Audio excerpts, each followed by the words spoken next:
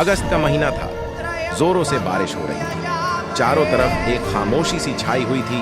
बस बारिश की बूंदों की आवाजें गूंज रही थी। कल्पना और राजेश की आज ही शादी हुई थी। भाई दोनों अपने घर वापस जा रहे थे। बारिश तेज होने की वजह से वह दोनों एक शार्ट कर रास्ते से जाने लगे, जो कि उनके घर से काफी पास पड़ता था। वही दोनों आज की रात के लिए काफी एक्साइटेड थे और खुश भी। उनको अब सब्र नहीं हो रहा था। वह चाहते थे कि जल्दी से वह घर पहुंच जाए। कुछ ही दूर जाने के बाद उन लोगों ने देखा कि रोड के एक साइड पर एक लाल जोड़े में एक औरत खड़ी थी, जो उनको हाथ दिखाकर रोक रही थी। ड्राइवर ने उसी औरत के पास कार रोकी और विंडो का मिरर नीचे किया। उन लोगों ने देखा कि वहां पर एक बहुत ही खूबसूरत एक दुल्हन के जोड़े में एक औरत खड़ी होती है।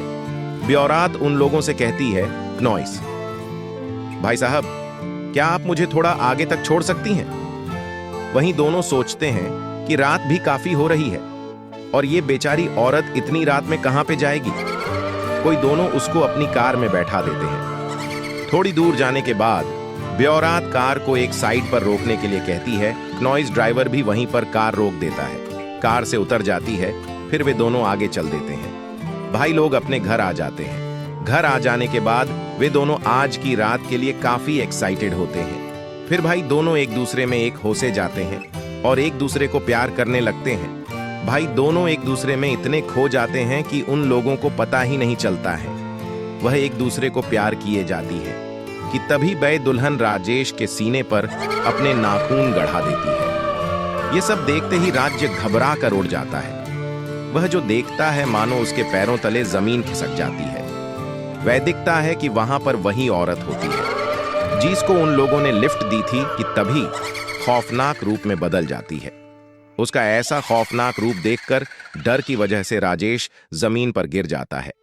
फिर वो जो दिखता है, मानुष की आंखें फटी की फटी रह जाती हैं।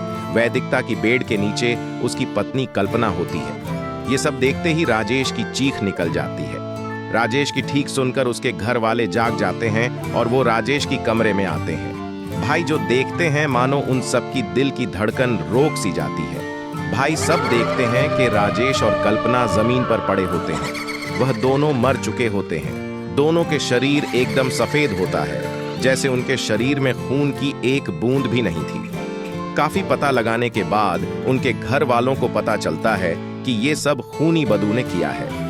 खूनी बदू हमारी तरह एक आम इंसान थी। उसकी शादी हुई थी। भाई दोनों अपने घर वापस जा रहे थे। उसका पति सुनील गाड़ी को काफी तेज चला रहा था। वहीं दोनों घर झल्ली पौधना चाहते थे। रास्ते में ही उनका एक्सीडेंट हो जाता है। इस हादसे में कोनी बदू को कुछ नहीं होता, लेकिन उसके पति सुनील को काफी चोट आती है। उसकी हालत काफी खराब होती है।